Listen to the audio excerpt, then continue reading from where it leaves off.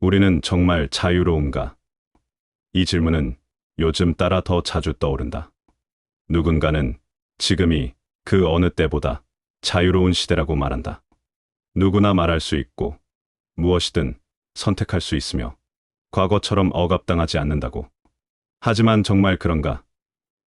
정작 하고 싶은 말을 꺼낸 사람은 쉽게 공격받고 자신의 삶을 스스로 선택한 사람은 이상한 시선을 감수해야 한다. 말할 자유는 보장되었지만 말한 이후의 자유는 여전히 위태롭다. 선택할 수 있는 길은 많아졌지만 정해진 틀에서 벗어나면 문제적 존재가 된다. 우리는 자유를 누린다고 믿지만 동시에 그 자유를 감시하고 경계하며 살아간다. 그럴 때마다 자유란 무엇인가? 나는 진짜 나로 살고 있는가라는 근본적인 질문이 조용히 고개를 든다. 그리고 나는 아직 그 질문에 쉽게 답할 수 없다. 유시민 작가의 청춘의 독서가 개정되며 존 스튜어트 미래 자유론이 새롭게 추가되었다는 소식을 들었을 때 나는 오랜만에 그 책을 다시 꺼내 들었다. 처음엔 단순한 반가움이었다.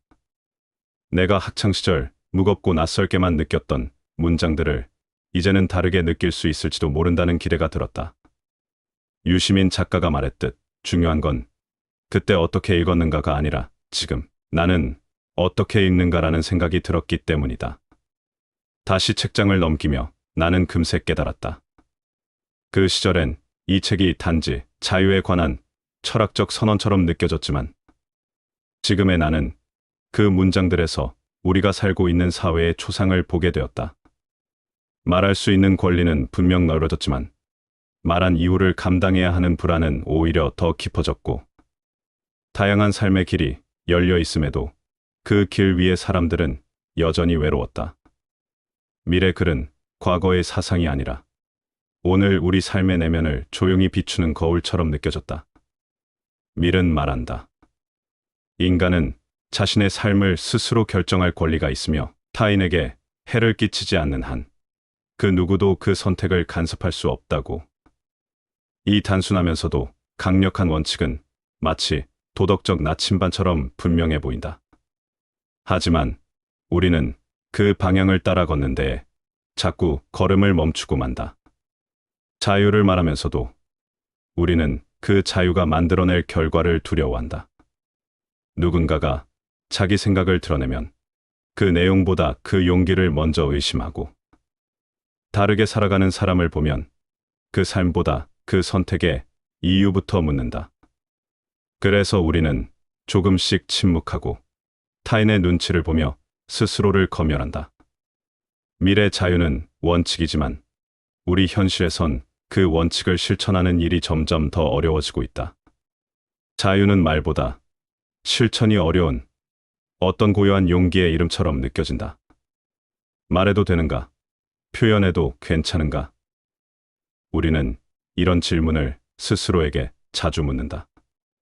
말할 수 있는 권리는 헌법이 보장하고 누구나 발언할 수 있는 플랫폼도 많아졌지만 그럼에도 불구하고 우리는 여전히 말하기에 주저한다. 정치적 의견을 내면 진영 싸움에 휘말리고 성적 정체성을 드러내면 불편하다는 이유로 외면당하며 젠더 문제를 말하면 혐오의 화살이 날아온다. 역사를 해석하면 편향되었다는 낙인이 따라오고 일상의 불평등을 말해도 예민하다는 말로 무력화된다. 우리는 말할 수는 있지만 말한 이후의 삶은 예측할 수 없다. 표현은 가능하지만 그 표현의 책임은 온전히 개인의 몫이다. 법은 자유를 보장하지만 사회는 그 자유의 대가로 침묵과 고립을 요구한다. 그래서 우리는 점점 더 말하지 않는 쪽을 택하게 된다. 표현만 그런 것이 아니다. 살아가는 방식조차도 마찬가지다. 결혼하지 않겠다고 말하면 가족은 걱정과 충고를 가장한 압박을 시작하고 직장을 그만두고 다른 길을 택하겠다는 결심엔 왜 굳이라는 시선이 따라붙는다. 창업을 하겠다는 말엔 요즘 같은 세상이라는 반응이, 아이를 낳지 않겠다는 말엔 그럼 누가 너 늙어서 돌보니라는 말이 되돌아온다. 우리는 여전히 주어진 틀 안에서의 선택만을 합리적이라 여기며 틀 바깥의 삶은 이상하거나 위험한 것으로 취급한다. 스스로의 삶을 결정하고자 하는 시도는 개인의 용기를 넘어 사회적 오해와 고립을 감수해야 하는 일이 된다. 밀은 다양한 삶의 방식이 공존할 때 사회가 건강해진다고 했지만 우리 사회는 아직도 다양성보다 익숙한 동질성을 더 안전하게 여긴다. 자유는 여전히 기준 밖에서 고립된 사람들의 몫이다. 특히 청년들에게 자유는 역설적으로 더 희박한 개념일지도 모른다. 언뜻 보기엔 이전 세대보다 더 많은 선택지가 주어진 듯 보인다. 원하는 직업을 택할 수 있고, 결혼하지 않아도 되고, 도시를 떠나 살 수도 있으며, 창업이나 유학, 이직과 같은 다양한 인생의 길이 열려 있는 듯하다. 하지만 조금만 깊이 들여다보면 그 선택지들은 대부분 이론적인 가능성일 뿐, 실제로 택할 수 있는 현실의 자원은 매우 부족하다. 학자금 대출을 갚느라 적금은 고사하고 이사 한 번도 버거운 상황, 계약직과 파견직 사이를 오가며 경력을 잇는 노동 환경, 하늘 높은 줄 모르는 전월세 가격, 경쟁만 강요하는 교육과 경직된 노동시장. 이 모든 현실 앞에서 내 마음대로 살아라는 말은 공허한 선언이 된다. 자유롭게 살기 위해 필요한 최소한의 기반 시간, 돈, 관계, 주거이 마련되어 있지 않다면 자유는 곧 무책임이라는 비난으로 되돌아온다. 청년들은 오늘도 자기개발이라는 이름 아래 무한한 투자를 강요당하고 자기 책임이라는 논리 속에서 실패조차도 자신의 탓으로 받아들인다.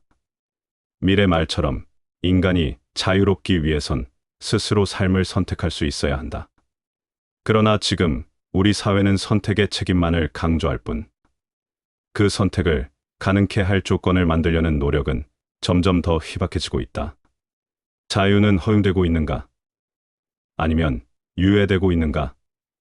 청년들의 삶은 그 질문 앞에 서 있다. 여기서 미래 말은 다시 한번 강하게 울린다. 인간은 단지 자신을 통제할 수 있기 때문에가 아니라 스스로 선택하고 실수할 수 있기 때문에 자유로워야 한다고. 자유란 성공만을 허용하는 것이 아니라 실패하고도 존중받을 수 있는 조건까지 포함해야 한다는 그의 주장은 지금 우리 사회가 만들어 놓은 기준과 뚜렷하게 충돌한다.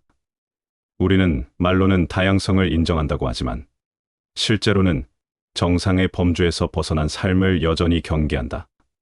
전통적인 경로에서 벗어난 결정 안정된 직장을 포기하거나 결혼과 출산을 유예하거나 혼자 살겠다고 선언하는 일은 용기로 받아들여지기보다는 무모함이나 무책임이라는 말로 덮여버린다. 실수할 자유조차 허용되지 않는 사회는 결국 자유를 선언하면서 동시에 금지하는 사회다. 밀은 자유를 규율로부터의 해방이 아니라 삶의 실험에 대한 권리로 보았다. 그리고 우리는 지금 그 실험이 가능하지 않은 사회에 살고 있다. 그러나 자유는 바로 그 불편함 속에 있다. 그것은 내가 동의하지 않는 의견을 끝까지 듣고 반박하는 대신 이해하려 애쓰는 태도에서 시작된다. 자유는 나와는 전혀 다른 방식으로 살아가는 사람을 비난하지 않고 그 삶을 하나의 고유한 선택으로 인정하는 일이다. 우리가 불편해지는 바로 그 순간, 진짜 자유는 시험대에 오른다. 밀은 자유를 단지 말할 권리로 보지 않았다. 그는 사회가 그 말의 무게를 감당할 수 있을 때 비로소 자유가 실현된다고 말했다. 다시 말해, 자유는 개인의 용기만으로 완성되지 않는다. 그것은 사회 전체가 그 다양성과 차이를 참아내고 품어낼 수 있는가의 문제다. 침묵을 깨는 일이 자유라면 그 침묵이 만들어내는 울림을 견디는 일 역시 자유의 일부다. 자유는 합의가 아니라 차이를 견디는 일에서 시작된다. 자유는 결국 관계의 문제다. 나만의 문제가 아니라 우리가 어떤 사회를 만들고 있는가의 문제다. 누군가 말할 때 함께 불편해지는 용기, 누군가 다른 길을 택할 때 그를 배제하지 않는 시선, 그리고 무엇보다 나 스스로의 선택이 정말 나의 것인지 끊임없이 묻는 자세. 그것이 우리가 자유를 실천하는 방식일 것이다. 그래서 나는 지금 다시 묻는다. 우리는 정말 자유로운가? 말할 수 있는가? 선택할 수 있는가? 다르게 살 수 있는가? 그리고 그 모든 것을 감당할 수 있는가? 자유는 이상이 아니라 감당의 용기다. 밀의 목소리는 그 오래된 문장에서 여전히 그렇게 우리를 부르고 있다. 우리가 자유에 대해 말할 때 그것은 단순히 외부 간섭의 부재만을 뜻하지 않는다. 어떤 선택이 가능하다고 말하기 위해서는 그 선택이 현실에서 실현될 수 있어야 한다. 밀은 해악 원칙을 통해 간섭의 한계를 설정했지만 그 이면에는 명확한 전제가 깔려 있었다. 바로 모든 개인이 자기 삶을 설계할 수 있는 역량과 조건을 갖추고 있다는 믿음이다. 그러나 오늘날 우리 사회는 그런 전제를 보장하지 않는다. 선택이 가능하다고 해도 그 선택을 감당할 자원과 시간이 없다면 그것은 자유가 아니다. 다양한 삶의 길이 열려 있어도 그 문 앞에 들어설 수 없는 이들에게 자유란 허상에 가깝다. 일하고 싶지 않은 것이 아니라 선택할 수 없는 노동을 강요당하는 현실. 말하고 싶지 않은 것이 아니라 말할수록 불이익을 감수해야 하는 구조. 자유는 존재하지만 그것이 누구에게나 같은 무게로 주어지는 것은 아니다. 이 지점에서 우리는 실질적 자유라는 개념과 마주하게 된다. 단지 법과 제도가 허용하는 자유가 아니라 그것을 실제로 행할 수 있는 힘이 있는 상태. 마사 누스바움은 이를 역량이라고 불렀다. 그녀는 인간다운 삶을 위해 필요한 최소한의 조건들을 나열하며 누군가에게 선택지가 주어졌다는 사실만으로는 부족하다고 말한다. 그 선택을 할 수 있는 몸과 마음, 지식과 환경이 뒷받침되지 않으면 자유는 종이 위의 단어일 뿐이다. 찰스 테일러 또한 자유를 단순히 외부 간섭이 없는 상태로 보지 않았다. 그는 자유를 단순한 선택의 폭이 넓은 상태가 아니라 자신이 의미 있다고 믿는 삶을 실제로 살아갈 수 있는 능력으로 정의했다. 우리가 어떤 길을 택할 수 있다는 것만으로는 충분하지 않다. 왜 그 길을 가는지, 그 선택이 내 삶에서 어떤 가치를 지니는지를 분명히 알고 그것을 실현할 수 있는 환경과 자원이 함께 뒷받침되어야 비로소 자유라고 말할 수 있다. 자유란 충동적으로 방향을 틀 수 있는 힘이 아니라 내가 진정으로 원하는 삶의 방향을 성찰하고 그 길을 끝까지 걸어갈 수 있는 힘이다. 결국 테일러의 자유로는 우리에게 이렇게 묻는다. 당신은 지금 정말로 당신이 의미 있다고 믿는 삶을 살고 있는가? 자유는 가능성의 문제가 아니라 의의와 실현의 문제다. 자유를 불평등하게 만드는 것은 단지 법이나 제도의 차별만이 아니다. 교육 격차, 지역 격차, 정보 접근성, 신체 조건, 성별, 나이, 외모, 말투, 성향 등 수많은 요소들이 어떤 이에게는 자유를 현실로 만들고 또 다른 이에게는 그것을 불가능으로 만든다. 그래서 우리는 묻지 않을 수 없다. 지금 우리 사회에서 자유롭게 살고 있다고 느끼는 사람은 누구인가? 그리고 그렇지 않은 사람들은 왜 자유롭지 않은가? 이 물음은 다시 미래 철학으로 돌아가게 만든다. 자유는 누구나 동일하게 가져야 하며 그 자유가 타인에게 해를 끼치지 않는 한 어떤 이유로도 제한되어서는 안 된다. 그러나 그것은 개인의 책임만으로 달성될 수 없다. 사회는 개인이 자유를 실현할 수 있도록 조건을 만들어야 하며 그 조건은 물질적, 심리적, 제도적, 기반 모두를 포함해야 한다. 자유는 선택의 문제가 아니다. 그것은 선택할 수 있는 힘이 있는가의 문제다. 그러므로 우리가 진정으로 자유로운 사회를 원한다면 그 사회는 누군가에게만 유리한 무대를 제공하는 것이 아니라 누구에게나 진입 가능한 공간을 제공해야 한다. 그리고 그 진입, 조건을 만드는 일은 단지 국가나 제도만의 몫이 아니다. 우리 모두의 태도, 언어, 시선, 침묵, 그리고 용기가 모여 만들어가는 과정이다. 그렇다면 이제 우리는 다시 원초적인 질문으로 돌아가야 한다. 자유란 누구를 위한 것인가? 우리 사회가 보장하는 자유는 과연 모두에게 동일하게 작동하는가? 표면적으로는 누구나 말할 수 있고, 누구나 선택할 수 있는 것처럼 보이지만, 실상은 그 말이 누구에게서 나왔는지, 그 선택이 누구의 것인지에 따라 자유의 질은 달라진다. 표현의 자유를 생각해보자. 누군가는 정치적 의견을 SNS에 거리낌 없이 적고 공감을 얻기도 한다. 하지만 똑같은 말을 했음에도 어떤 이는 고용주의 눈밖에 나거나 협박과 조롱, 심지어 신상털이에까지 시달린다. 발언의 내용이 문제가 아니라 그 말을 누가 했느냐에 따라 사회의 반응은 달라진다. 성별, 나이, 계급, 직업, 외모, 출신지, 학력. 이 모든 것이 그 말의 정당성이나 수용 가능성을 결정짓는다. 어떤 사람은 소신이라 불리고 어떤 사람은 분란이라 낙인 찍힌다. 밀은 누구의 말이든 그것이 타인에게 해를 끼치지 않는다면 허용되어야 한다고 보았다. 표현의 자유는 말하는 권리일 뿐 아니라 그 말을 안전하게 할 수 있는 조건까지 포함한다. 그러나 오늘날 우리 사회에서 그 기준은 보이지 않는 위계와 차별 속에서 자주 흔들린다.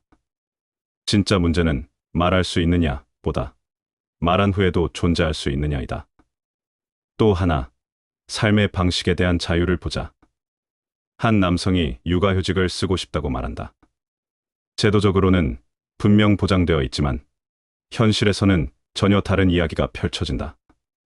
그는 인사고과에서 불이익을 받고 동료들 사이에선 이기적이다, 민폐를 끼친다는 뒷말이 돌기 시작한다.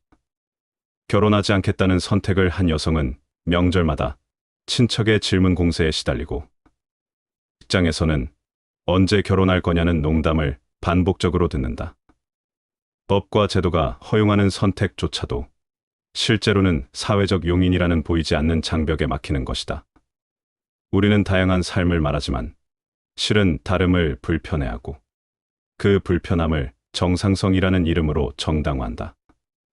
이는 단순한 문화의 문제가 아니다. 그것은 자유가 실질적으로 작동하지 않는 사회라는 분명한 신호다. 선택할 수 있으나 감당할 수 없게 만드는 구조는 진정한 자유를 무력화한다. 여기서 우리는 미래 철학이 단순한 원칙의 선언을 넘어 사회 구조에 대한 날카로운 비판이라는 사실을 다시금 확인하게 된다. 밀은 개인의 자율성과 자기결정권을 강조했지만 그것은 결코 개인의 책임만으로 완성되는 자유가 아니었다.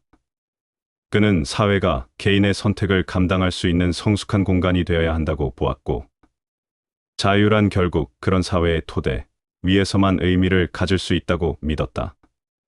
다시 말해, 한 사람이 자신의 삶을 선택할 수 있는 자유는 그를 둘러싼 사회가 그 선택을 얼마나 존중하고 보호하고 지지하느냐에 달려 있다. 자유는 그 사회가 품을 수 있는 관용의 크기이자 성숙도의 척도다. 우리는 흔히 자유를 당연한 권리로 여긴다. 누구에게나 동일하게 주어진 것으로 착각하기 쉽다. 하지만 현실은 그렇지 않다. 자유는 주어진다는 이유만으로 평등하지 않다. 법적 권리는 평등할지 몰라도 그것을 행사하는 데 드는 사회적 비용은 사람마다 너무도 다르다. 누군가는 조용히 말해도 지지를 받고 또 누군가는 침묵조차 공격받는다. 같은 선택이어도 누군가는 자기다운 삶이라 평가받고 누군가는 문제 있는 삶으로 낙인 찍힌다.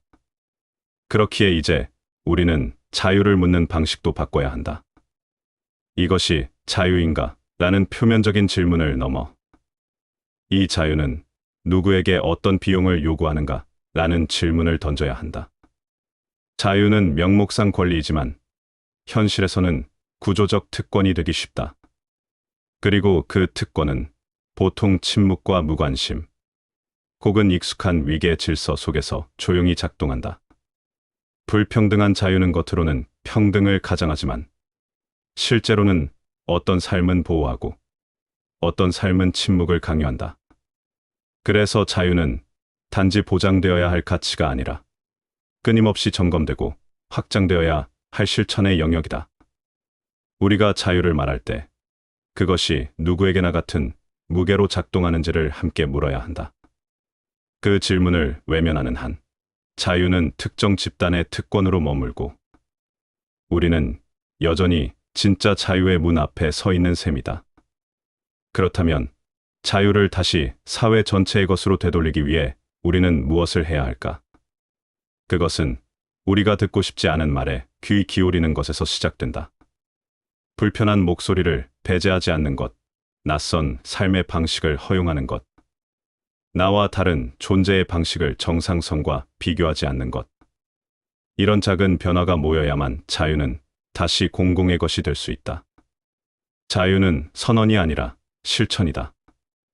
그것은 거창한 이념이나 법률 조항 속에 머무는 것이 아니라 우리가 일상에서 서로를 어떻게 바라보고 어떻게 반응하는가에 달려 있다. 누군가의 선택을 존중하는 눈빛, 낯선 의견 앞에서 잠시 멈추는 태도, 말하지 않아도 되는 권력의 자리에 있으면서도 말하는 용기. 밀은 우리에게 그 자유가 결국 삶의 태도에서 비롯된다는 것을 이미 말해주고 있었다. 지금은 그 말을 진심으로 다시 들을 시간이다. 자유를 다시 회복한다는 것은 단지 잃어버린 권리를 되찾는 것이 아니다. 그것은 어떻게 살아갈 것인가에 대한 철학적 결단이기도 하다. 그리고 그 결단은 지금 여기에서의 작은 실천에서 비롯된다. 침묵을 견디지 않기로 결정하는 것, 자신의 감정을 명확히 표현하는 것, 누군가의 고통에 눈을 돌리지 않는 것, 잘못된 권위에 복종하지 않는 것, 말할 수 있는 자리에 있는 사람으로서 말하지 않을 권리를 거부하는 것. 이러한 실천이 쌓일 때 우리는 자유를 보장받는 사회에서 살아가는 것이 아니라 자유를 함께 만들어가는 사회 안에 존재하게 된다. 밀은 국가의 간섭을 경계하면서도 시민 개개인의 성숙한 자율성을 강조했다.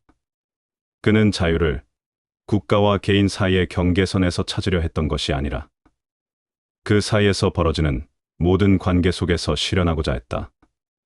그러므로 자유는 제도와 법의 이름으로만 불릴 수 없다. 아무리 법적으로 완벽하게 보장된 권리라 해도 그것이 현실 속에서 살아 숨쉬기 위해서는 사람들 사이의 관계와 태도, 그리고 사회 전체의 문화적 기조가 뒷받침되어야 한다. 자유는 결국 공동체를 함께 살아가는 사람들이 서로를 어떻게 대하는가에 따라 그 실질을 갖춘다. 누군가의 말에 귀 기울이는 태도, 불편한 목소리도 일단 들어보려는 인내, 나와 다른 선택을 한 사람을 향해 의심보다 존중을 먼저 건네는 시선, 이런 작고 반복적인 행동들이 쌓일 때 뒤로서 자유는 사회 전체에 뿌리를 내릴 수 있다. 서로의 다름을 인정하고 그 다름이 불편해도 받아들일 줄 아는 사회는 겉으로는 소란스러워 보일지 모르지만 그 안에는 깊은 성숙과 신뢰의 기반이 깔려 있다. 자유로운 사회란 그런 성숙한 사람들이 오랜 시간 동안 실천을 통해 만들어낸 결과다. 법률 조항이 아니라 사람들 사이의 태도와 언어가 자유를 시연하는 핵심인 것이다. 우리는 모두 자유로운 사회에 살고 싶다고 말한다. 하지만 그 바람은 단지 국가나 제도의 노력만으로는 이루어지지 않는다. 우리 각자가 그 자유를 가능케 하는 사람이어야 한다. 말할 수 있도록 기다려주는 사람, 다르게 살도록 허용하는 사람, 실수할 자유까지도 품어주는 사람.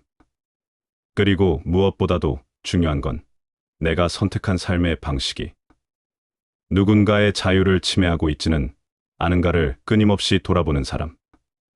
이 모든 사람들이 모일 때 우리는 비로소 자유가 허상이나 수사에 머무르지 않고 현실의 삶 속에 자리 잡은 가치가 되는 순간을 마주하게 된다. 자유는 누군가의 승인이 있어야만 가능한 것이 아니다. 다만 누군가가 나의 자유를 방해하지 않고 내가 타인의 자유를 방해하지 않겠다는 의지와 태도로 만들어지는 관계적 결과물이다. 그렇게 볼 때 자유는 단독자의 권리가 아니라 공동체가 함께 길러내는 자질이며 문화다. 우리가 지금 필요한 것은 바로 그런 자유의 연습이다. 그리고 그 연습은 지금 우리 각자의 자리에서부터 시작할 수 있다. 그래서 나는 이 글의 끝에서도 다시 같은 질문으로 돌아갈 수밖에 없다. 우리는 정말 자유로운가? 우리는 스스로를 자유롭다고 느끼는가? 아니면 자유로운 척 살아가고 있는가? 그리고 더 근본적인 질문. 우리는 과연 누군가에게 자유를 허락할 수 있을 만큼 충분히 넓고 깊은 마음을 가지고 있는가? 내 자유만을 말하면서 타인의 자유를 불편해하진 않았는가? 진정한 자유는 나의 자유가 타인의 자유와 함께 숨 쉬도록 허용하는 태도에서 시작된다.